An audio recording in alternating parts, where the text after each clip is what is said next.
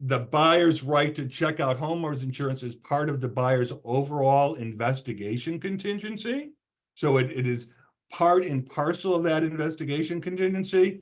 There is a contingency removal form that allows the buyer to separate out if the buyer is having difficulty getting insurance.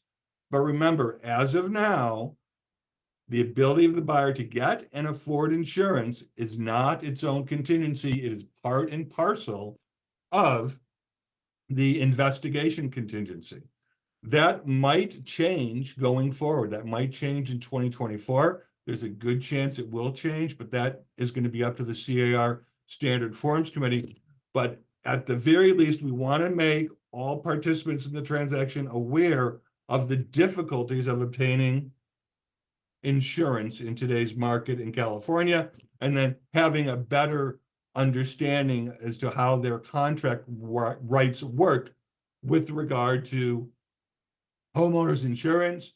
The BHIA form will be bundled with the RPA beginning with the December forms release. We have already had some requests to start bundling that with other forms, and that is something that the Standard Forms Committee will consider for next year. Anything you want to add to that, Justin? Nope, you got it. Nope. Okay. Guys, All this right, is a very good. pre-recorded Then I will presentation. These move ourselves forms are on. all now Here's live. the other form. So something CAR started this year, which is we said, we really do not want to have any forms with an old revision date in our library. So as of the end of this year, if we've done our job right, there should be no form in the CAR library that has a revision date or review date that is older than 4 years, okay? As part of that process, one of the forms we were looking at was delivery of or failure to deliver short sale lender written consent. When we were doing that review, we realized, you know what, we don't like the way the existing form is set up. So we decided we need to make some changes to that form, because really there was 3 separate things that could happen in a transaction with regard to a short sale. Either the lender is giving full consent to the short sale that was submitted to the lender for approval. Is everyone able to hear the speaker? I just got pinged that some of you are not able to hear. I can hear him. Okay, good deal. All right. Except now, I think. Or the somehow. lender does not respond or does not approve. Or the lender says, well, I will approve, but only if certain conditions or other terms that are met. So those were really 3 different items, but they were all combined into one form. And we thought the form really needs to be laid out differently as long as we are doing our review. And like I say, we're hoping that there's not much use for this form going forward, but that is the key change that has been made, separating out the separate actions that might happen in a short sale, depending on how the lender acts, or if the seller even forwards the lender response to the buyer at all. One thing I want to point out, and I'm going to skip really quickly through the next 3 slides, is if you look at paragraph 2, and that's a cancellation paragraph for failure to deliver the short sale lender consent. And that cancellation could be initiated by the buyer or by the seller in the transaction. So you see the signature block in paragraph 1, it's a seller signature block. In paragraph 2, it just says canceling party because we don't know who that party is going to be. In paragraph 3, it's the seller who's proposing this amendment, and then the buyer will have to sign. So the signature lines identify who they are going to be. Since we don't know for the cancellation paragraph, we just put cancellation party in that paragraph of the revised DSSC form. And so I say, so really quickly with these just few slides, really just look up in your top right corner. This is where there's full consent. What we're saying is the transaction can move forward. The delivery of this form satisfies the buyer contingency. And again, time periods are delayed until this delivery happens. Only the seller needs to sign paragraph 1. If you're dealing with a cancellation, well, maybe the lender never responds and the seller wants to cancel, or maybe the lender never responds, the seller doesn't do anything, and the buyer doesn't want to sit around waiting. So the buyer will respond if there has been no response from the short sale lender. So that's what we have, canceling party there. You notice the yellow highlight on the left side of your screen. You're going to identify who the canceling party is, either the buyer or the seller. And then the third one, again, if the short sale lender says, well, we need to have some amendment, we need to have some changes, that change would have to be added to this form or attached to this form. Again, the seller is the one who's making a proposal. The buyer has a certain period of time to agree or not agree. And if the buyer agrees, the buyer would sign at the bottom of the form. So here's another revised form for your protection. Get a home inspection. Form HID. Boy, you look at this form, I know a lot of you are familiar with the CAR red line version of our forms, or as close as we can do to a red line as possible. And you look at this form and the entire form is red. Why is the entire form red? Because HUD changed the language of the form. The substantive content is really no different than what it is before, but the format is a little bit different. The exact wording is not exact. The wording is not exactly the same as it is now. So we said, well, you know what? We really should use the most current version of the HID form. Notice it's for FHA transactions only. If you check the box, paragraph 3E1 in the RPA, then it will auto attach. Technically, this form is really something that the lender needs to give to the borrower, but we don't want a borrower to get something later in the transaction and then somehow at that later stage say they have a right to cancel. We'd rather the information comes up front, which is why it auto attaches if the FHA box is checked in 3E1. All right, I'm doing good. Let's see, what else do we have to do? I think, Justin, you're going to take over for me now, right? Yep, absolutely. Oh, so the next all right. form is a form that's probably at the forefront for a lot of you guys about thinking about changes and what's coming, given all the lawsuits and whatnot. But we're going to have a small step coming in December, and there's going to be a big discussion with SFAC about whether things need to be modified given the lawsuits and other things going on coming this year and the beginning of the year, and maybe coming out in June or maybe sooner. But the change for this year is in reaction to a new law that came out. And that new law limits the length of listings and extensions on residential properties. Just for a little background, there were a couple companies that were coming out nationwide and getting 40 or 50-year listings with unsuspecting or layman home sellers who don't really know what it really means, and they were paying them a nominal fee, a couple $100s. So people were thinking, oh, I get a couple $100 and then I'll worry about that later. And so people were getting locked into these really long ones. So the legislature came out and said, no, we're not going to allow that in California. We're going to have a 2-year limitation on listings and a 1-year limitation on extensions of listings on residential properties. And again, this only applies to residential. So this will be a change that you're going to see in the RLA, the residential listing agreement, and the RLA-SR, which is the other exclusive listing form. And so all we did here is we added a little asterisk next to the listing period.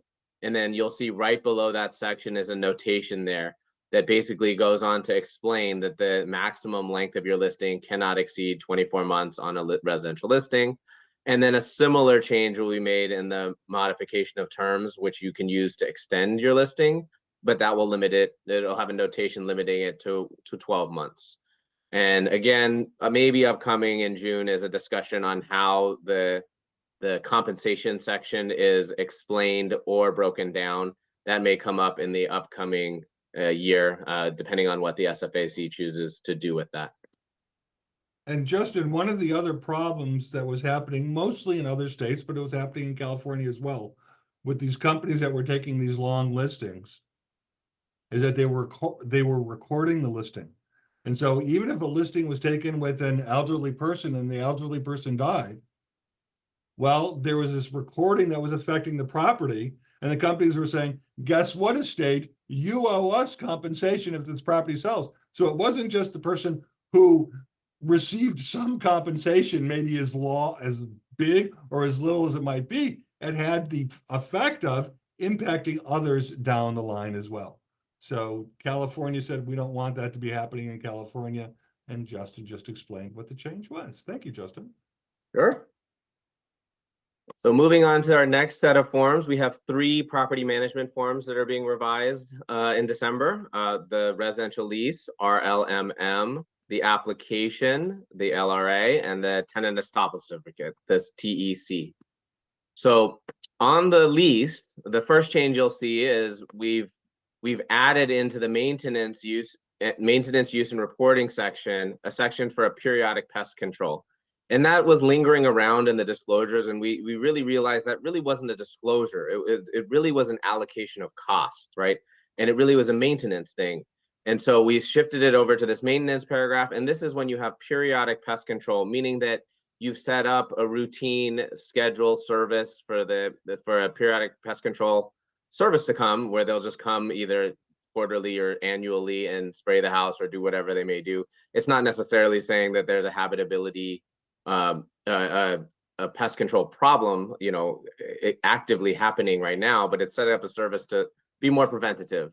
And so what we've done here is we put it into the maintenance and use, and you can check the box saying either the housing provider or tenant shall pay for it. And then this section is only really allowed if it's a house, because in that situation, you have allocated the control of the premises over to the tenant. And so for 2 reasons, we have that here. One is that under the habitability codes, 1941.1, it says that the landlord must provide a habitable place free of vermin and rodents at the commencement of the lease and for the period, or for all parts of the property that are under control of the landlord. And so we think that it's okay to have the tenant pay for this service for 2 reasons. One, we don't think it's an active habitability issue, and so it's more preventative than it in nature than solving an actual habitability problem. And secondly, the wording in the code. However, I think you need to be a little careful with just relying on the language in the code, because judges in California oftentimes tend to be a little tenant friendly. So you don't want to just rely on that code and saying, hey, you deal with your own rodent problem or your insect infestation, that's your problem. But we feel pretty comfortable on the preventative periodic pest control, that's okay to shift the cost over to the tenant. So that's the first change we have on the residential lease. The next change is on the insurance section. And so this actually was in reaction to many of you guys, many members reaching out to the Standard Forms Committee and the legal hotline, talking about insurance products that are available to you. And it's becoming more and more prevalent that many members or their clients are having a harder time to get not only just insurance, but to get the property manager or agent additionally insured in a property management or lease listing situation, or in a lease situation for a tenant to get an insurance policy that names the landlord as an additional insured. And so, as you'll remember, previously in a previous form, we used to have renter's insurance here. That no longer can be a required clause of a lease. So we recommend that in here 29A. And then we have an optional 29C paragraph that provides for liability insurance coverage. And so the parties can agree that the tenant will carry liability insurance for damages or injuries that occur on the premises. And that the tenant's going to get it. Again, this is optional, and the coverage amount is optional. And what we're doing here is we're asking for the landlord to be named additional insured if it is available. And then if it's not available, then what we're asking for them to be named as an additional interest. So you may ask, what's the difference between an additional insured and an additional interest? Well, additional insured means you are insured on the policy. You can make a claim against it. You have the benefits of the coverage if you get sued or there's damages, right? And that's obviously beneficial to the landlord, or in some of our other forms, the agents. but that's advantageous to the landlord. However, if you can't get it, it's making it very difficult to try to figure out how to comply with that paragraph. And so what they settled in on is that that's not available to be named as an additional interest, which we're finding that most places you can be named as additional interest. And what an additional interest does is it keeps the landlord informed of any sort of changes to policy or any claims against the policy, so that the landlord understands and knows what the tenant is doing or claiming, or if there are other injuries or damages related to the tenancy. Next slide, please. And just making sure that if the box here there in paragraph 29C is checked, that the tenant does not drop liability insurance, right? That's another reason that a landlord would want to know, the housing provider will want to know if there's been any change in what was required by the residential lease. Okay, thanks, Justin. Yeah, and that was probably the most important one. So thanks for mentioning that. Yeah. So You know the last little change we have to the residential lease is on the next slide. And before you do that, Justin, let's just make a quick distinction between liability insurance and renter's insurance. Renter's insurance, you see, is covered in paragraph 29A. That tenant is advised to carry tenant's own insurance, which is renter's insurance. That is a different type of insurance from liability insurance. I just want to make sure everybody's aware of that. We don't require renter's insurance because renter's insurance is just for personal property, which should not really impact the housing provider at all. So I just want to make that quick distinction, and then I'll let you go on. Sorry about that, Justin. Sure, no problem. And then the last little change is sort of a catch-all, because we're finding that landlord tenants becoming much more complex and intricate within certain localities. And so it's really hard to figure out all the things that may have to be done in a statewide form based on each area's local requirements or restrictions or things they may do. So we've added this paragraph 46 to talk about city, county, or other local requirements. And we're basically advising that the parties that there may be local issues or local ordinances that may impact the terms of this lease, and that they're advised to go figure it out and attach anything that needs to be attached that is a requirement of your local area. That could be related to rent control or other ordinances that affect tenancies. And Justin, we just got a notice, at least our legal staff did this morning, about a requirement in San Diego, right? So there could be local requirements anywhere throughout the state. It's really up to the housing provider to know what is going on in the geographic area where the property is located. That's something that CAR, as a provider of a statewide form, really does not have the capacity to do for everyone in every area throughout the state. Great. So the next form I'm going to talk about is the application to lease or rent and the screening fee, form LRA. And so this really is a very small change to the law, but since that happened, we thought it'd be a good idea to sort of mention it and make it clear in the application form, so that there's a notation for both the landlord and tenant to be aware of what should be happening in the process of doing a screening fee. Now, we're finding it more and more common that the landlords and property managers are actually staying out of collecting the screening fee and doing the background checks and paying for the credit checks. And so we have an ability to just have the tenant provided or go through a third party, in which case this law change and this form change doesn't really apply to you. But where it will apply is, you'll see in paragraph 2B, is if the landlord or property manager collects an advanced screening fee to do a background check or credit check. And in that scenario, you need to provide an itemized receipt of the costs of the screening. And so I'm not, hopefully everyone's doing that, but we thought it'd be a good idea to put that down here into the notes section underneath where the screening fee is, just saying that, number one, that there is going to be a screening fee, and that number two, that by signing below, the applicant agrees that the housing provider may provide a receipt for the screening fee. And that really hasn't changed. That's been the law for quite some time. What the change in the law is that sort of brought this back to the forefront is starting January 1st, they are allowing for that receipt to be done by email rather than having to do it by personal delivery or mail, which really isn't the way business is done that often, in landlord tenant anymore. So basically, we have that notation there saying that the parties are agreeing that it can be done by personal delivery, mail, or email.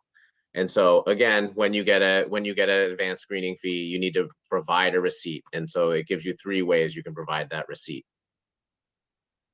And then the last landlord tenant form, like one of the other forms Neil already did, like the HID, is very red.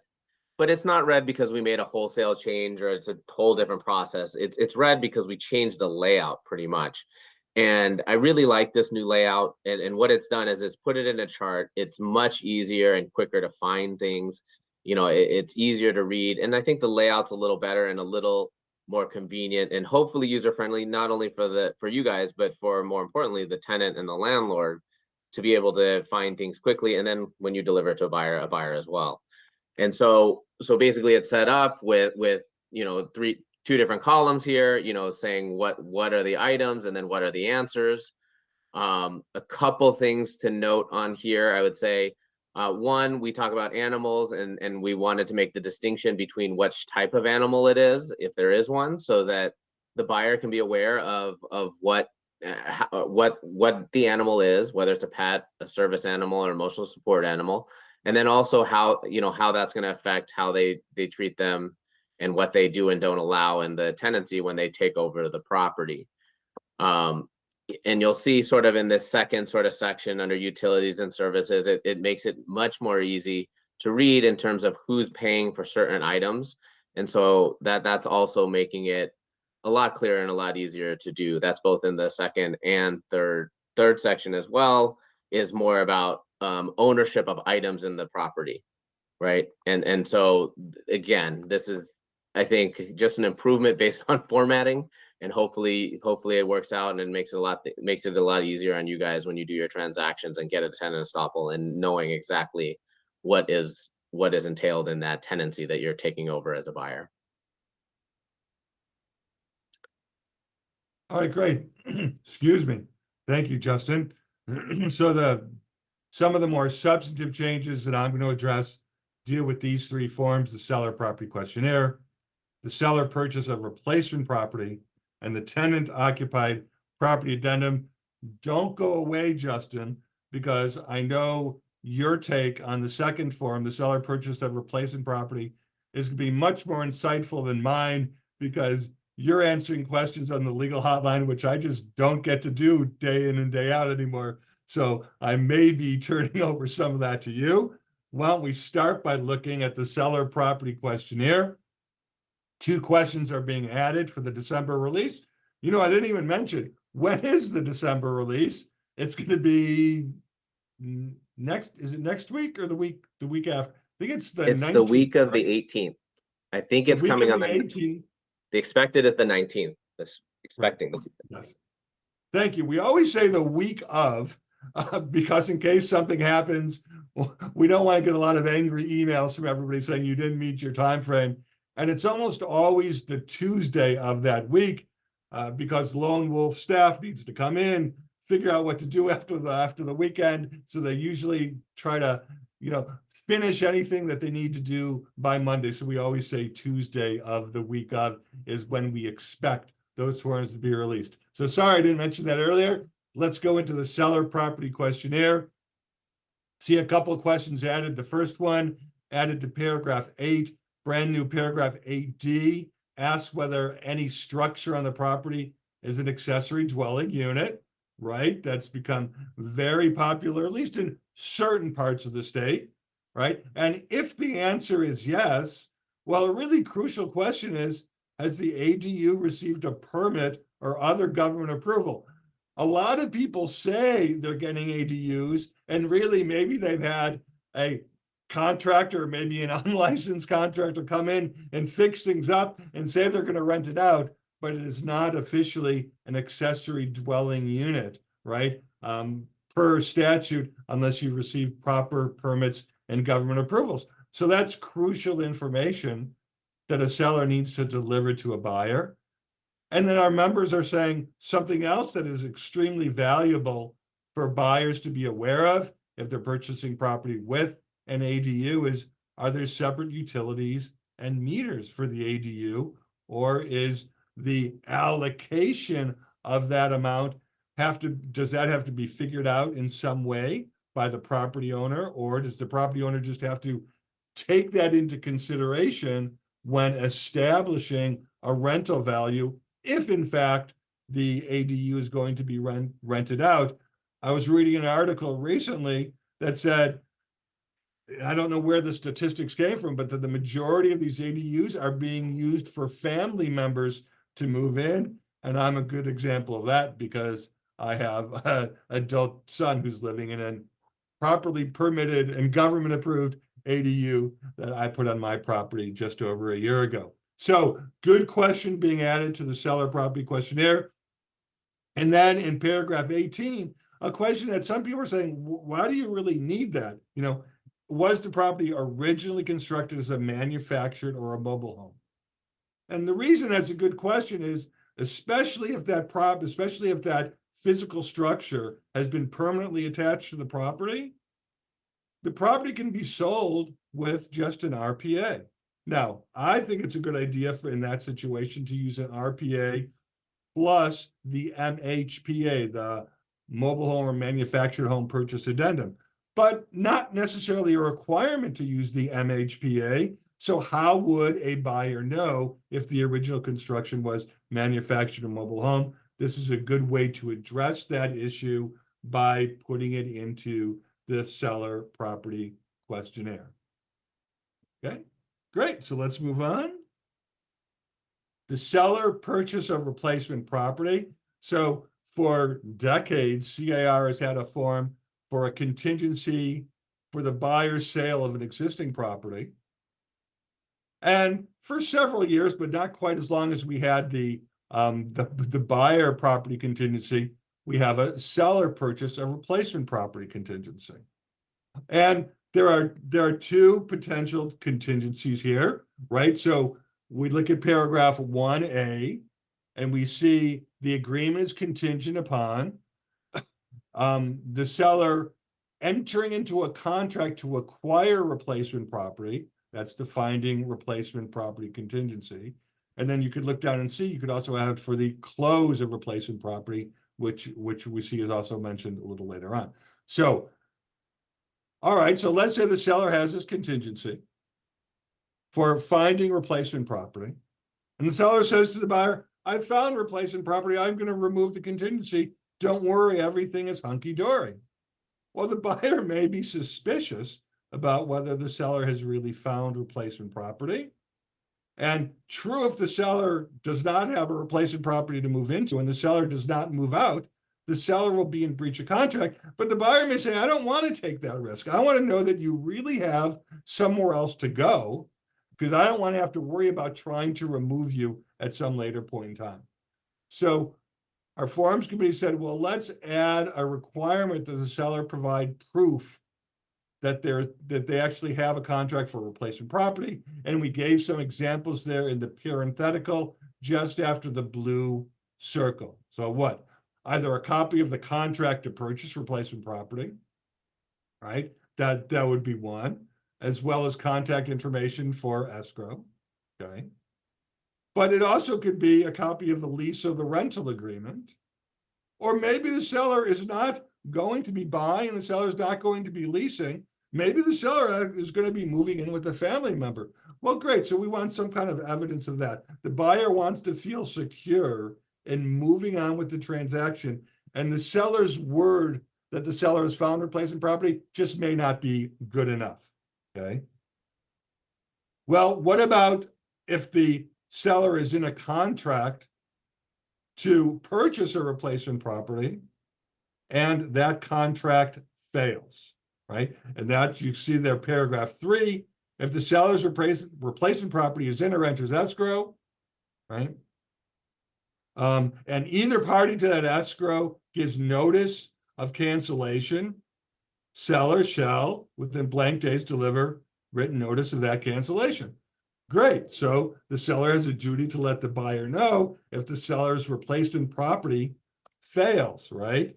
Well, what about that, right? A buyer would want to know about that, right? So that's good. Written notice of the cancellation.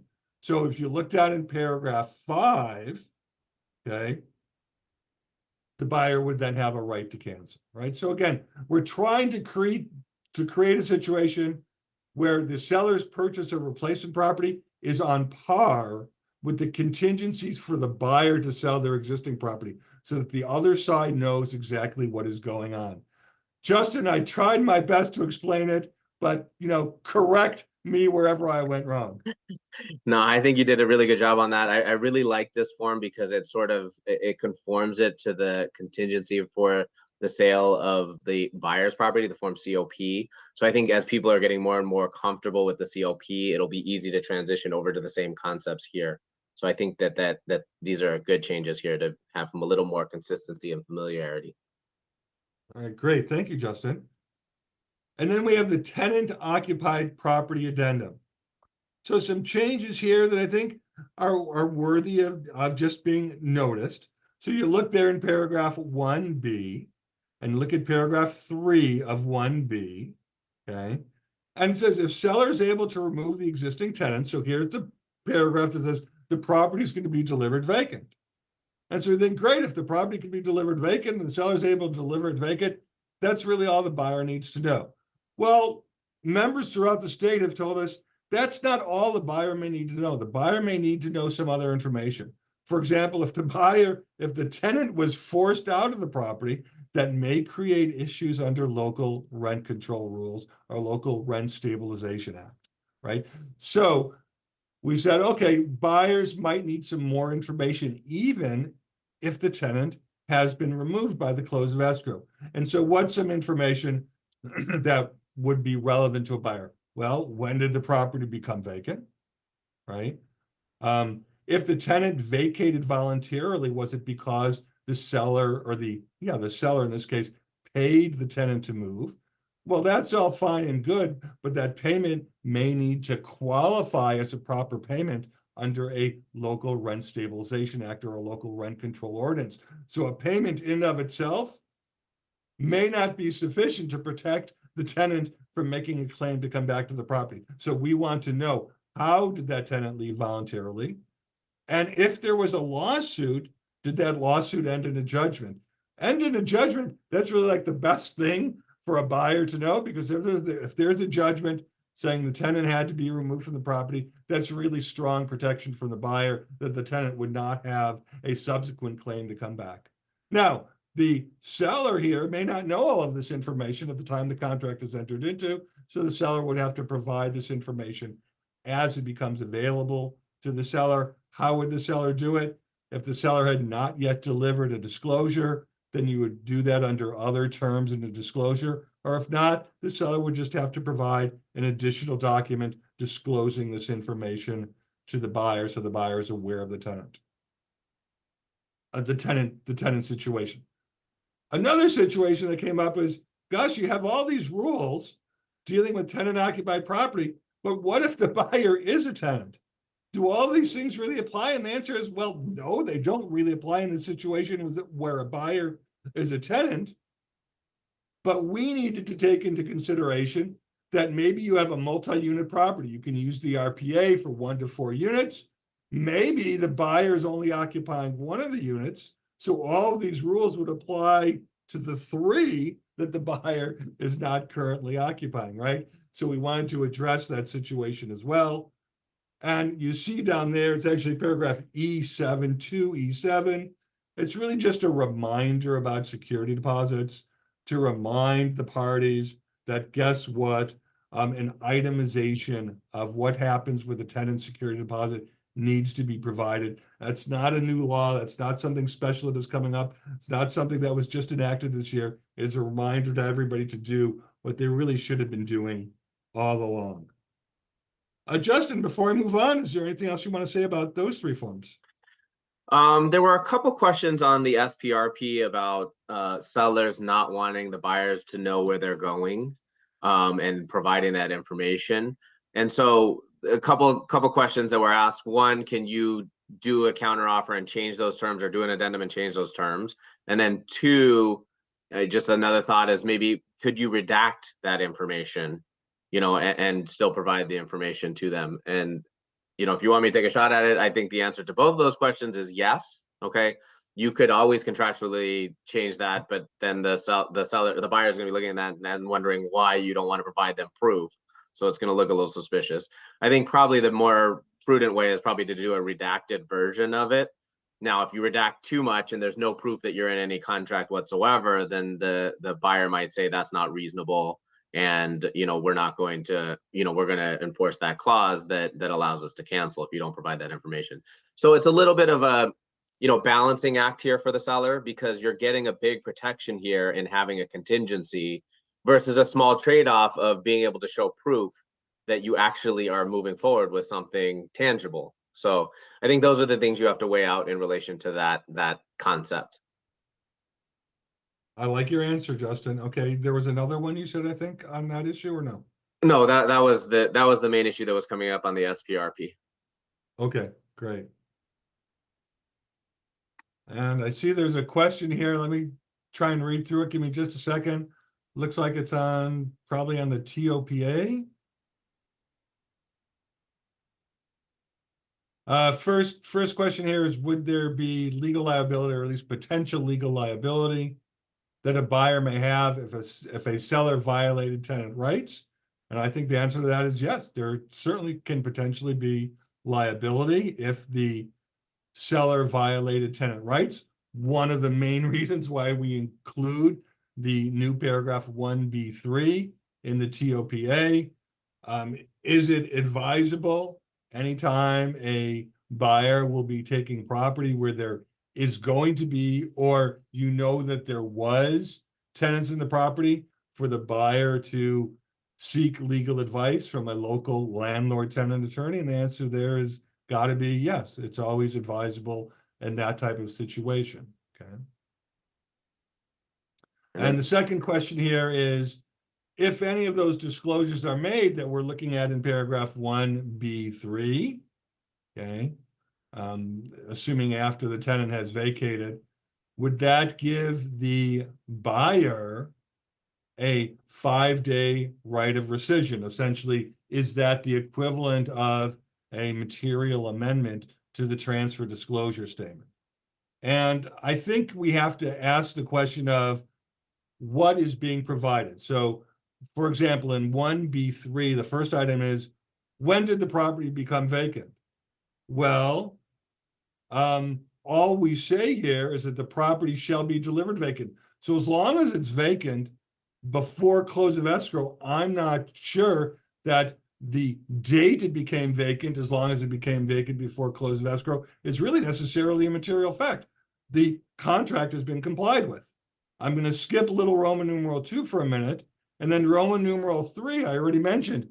If the seller had to go to court to get a judgment for possession against the tenant, and the seller has that judgment, the buyer is not really at risk. So I don't see where making that disclosure would necessarily amount to a material change to the transfer disclosure statement, because what's material? The buyer has like the best protection the buyer can get, knowing that there's a judgment for possession. Now, in the case of little Roman numeral 2 of 1B3, if the seller had to pay the tenant to leave, and if you are in a rent control jurisdiction, or there's a rent or eviction control ordinance, okay, then it would really make a difference about how much the seller had to pay the tenant for the tenant to leave. And that could have an impact on the buyer's rights, and the buyer may not be comfortable moving forward if the payment did not comply with local law, which means the buyer would be at risk when taking over that property. So I could see where possibly, depending on what the answer is to little Roman numeral 2 in paragraph 1B3, where that one might be considered a material amendment to the transfer disclosure statement. I don't know. Justin's kind of looking at the questions. I don't know if he's been paying attention to me. Have you, Justin? No. Okay. So guess what? We're going to leave it with my advice. Thank you. Thank you for the question there. Great. So, Justin, let me just go and quickly talk about what else is happening with standard forms for the December release. We have two specialty type of real estate transactions that have a complete redo of the forms that were or really now are for the next 2 weeks will be in the CAR forms library. And one has to do with short-term rentals and one has to do with business sales. So for short-term rentals, there's going to be 3 forms, really substantive revisions. If you don't do short-term rentals, you don't need to worry about this. If you're in an area where short-term rentals is a relevant part of your business, I advise you take a look at the 3 new short-term rental forms. There's a new short-term rental listing, a brand new short-term rental agreement that upfront describes in it that it's either for 30 days or less, or it can be used for a seasonal rental, but the seasonal rental cannot exceed 90 days. And then we created a brand new form called a seasonal addendum to the short-term rental agreement. Why? Because there's certain laws that apply to short-term rentals of 30 days or fewer, but maybe you have a 2-month or a 3-month, a winter rental or a summer rental or something like that.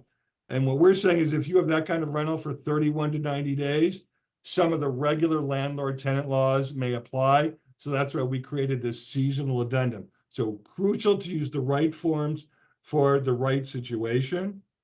And then for the business sales, a complete revamping of the business sales, much more comprehensive form dealing with business sales with really great business sales transactional realtors who are on the study group that help us with these revisions and new forms. So again, a new business listing agreement, business purchase agreement, business disclosure statement, brand new form, allocation of purchase price, brand new form, identifying furniture, fixtures, and equipment, and a revised, what we call an employee certificate of employment terms, which is sort of like a tenant estoppel certificate, but so that a buyer knows, well, if there's employees who are working for this business, what are those terms of employment that are going to be carried over that the buyer of the business needs to be concerned about.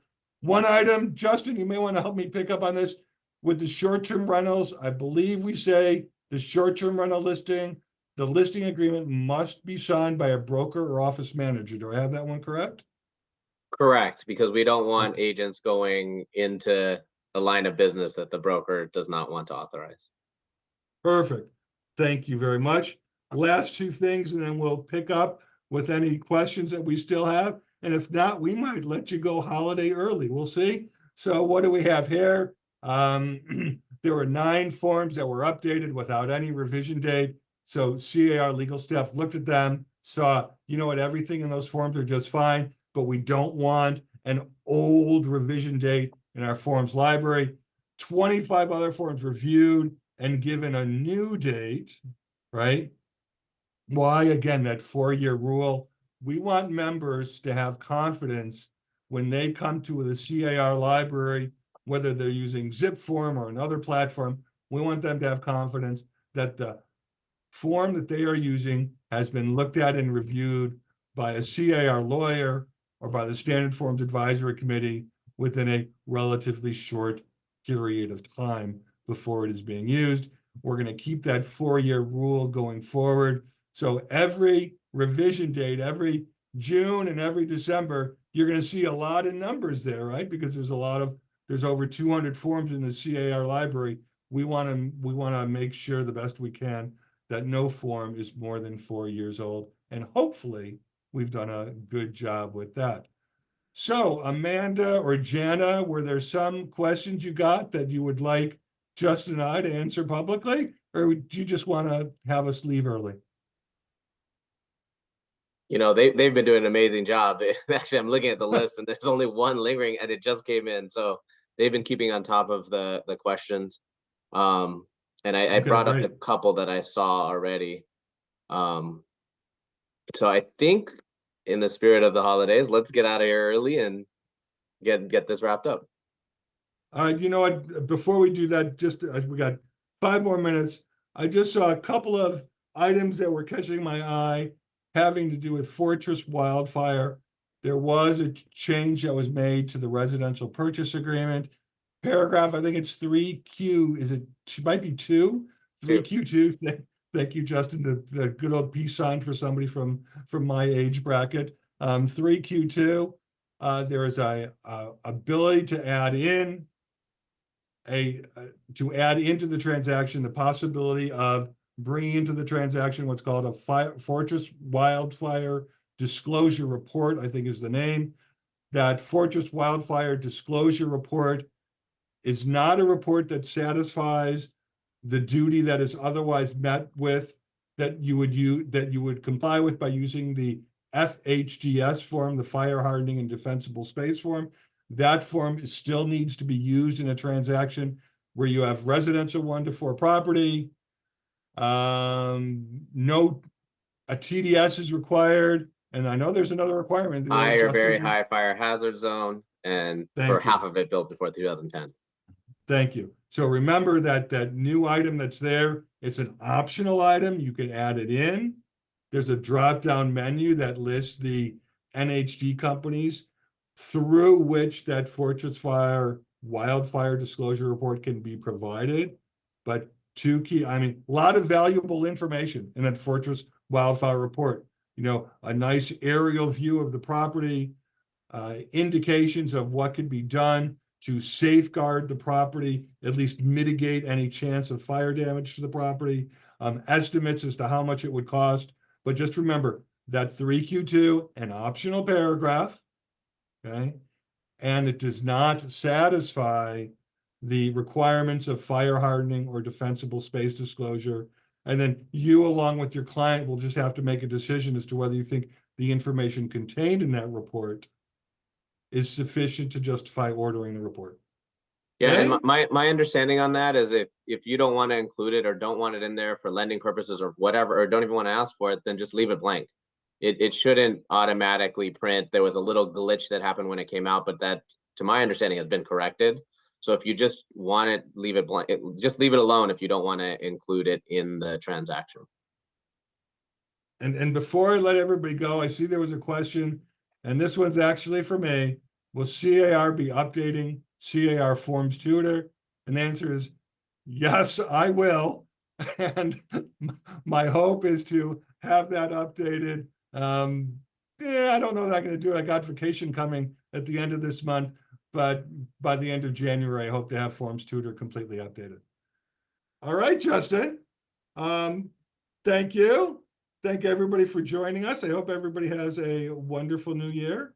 And some of us will see you in January. Maybe not Jana, but some of us will see you in January. Thank you, everybody.